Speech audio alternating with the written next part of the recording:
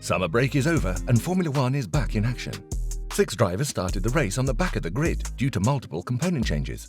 The 2 rivals, current World Championship Max Verstappen and Charles Leclerc, were among the drivers, starting P14 and P15. Despite the setback, Verstappen and teammate Sergio Perez had a supreme performance, extending their margin in the Drivers and Constructors Championship. This victory was significant for Red Bull not only because they increased their chances of winning both championships, but because it hurt their rivals that wanted to set back the leaders. It all started when Mercedes discovered that Red Bull and Ferrari were using the Flexi Floor lower than the rest of the teams, giving both teams more downforce. About this, Mercedes team boss Toto Wolff said, "Nobody had an idea until FIA brought it up in the last Technical Advisory Committee, which was to a great surprise of all the teams, because what's in the regulations and what was the intent of the regulations is pretty clear." On the contrary, both Ferrari and Red Bull weren't doing something illegal, as they had the back of the plank lower, where there isn't a measurement point according to regulations.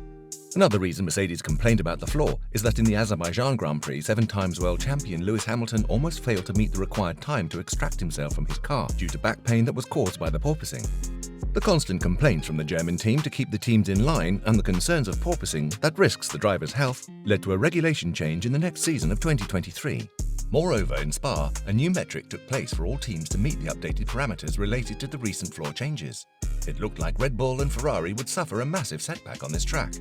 However, the setback planned for Red Bull backfired on Mercedes, as Red Bull was dominant in the Belgian Grand Prix, with George Russell finishing P4 behind Ferrari's Carlos Sainz, and Hamilton staying out of the race in the first lap after contact with Fernando Alonso. Red Bull extinguished their concerns, and with that victory, despite the floor change, Red Bull showed that they still had one considerable strength that divided them from the rest of the field. The top speed on the straights gave Red Bull quite an advantage, rather than Ferrari's downforce-focused car. Asked about the new change in the 2023 car, Red Bull's motorsport advisor, Helmut Marko, was confident about the current car's conditions. He couldn't hide his excitement about the team's performance in the Belgian Grand Prix. Specifically, he said, "It is our philosophy to keep developing. The chassis will remain the same for the next year. Everything was perfect. We had it easy."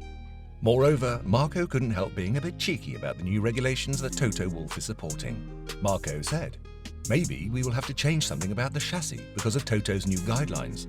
They worked very well this weekend. We thank him." It seems that Mercedes have fallen back even further.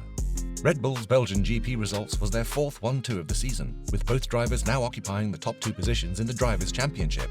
The result means that Red Bull now also have a 118-point lead in the Constructors' Championship, with 8 rounds to go.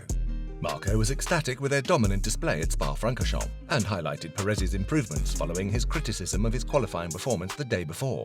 "Everything was perfect. The car, the tyres. We had it easy," added Marko.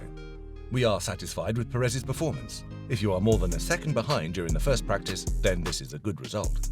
Mercedes didn't have the expected performance, but they showed that they are still improving. Even with 1 driver on track, they showcased that they were fast enough to catch the second runner Ferrari. Russell was gaining a lot of time lap after lap at the closing laps, but a mistake made him run wide, losing precious time and finishing around 2 seconds behind Carlos Sainz, who finished P3. And last but not least, we have to mention that the biggest loser in this race was Ferrari. Despite the podium of Carlos Sainz, they weren't even near the Red Bulls, meaning that the new changes cost them. But let's not forget the F175 is designed with more downforce for faster cornering, which wasn't perfect for the Belgian circuit. Moreover, a mistake on Charles Leclerc speeding on the pit lane cost him a place drop from P5 to P6, staying even more behind the Red Bulls. Do you think Red Bull has already won both championships? Or can Ferrari cause an upset? Write your thoughts in the comments. If you like this video, hit like, and if you want more content about Formula One, press the subscribe button.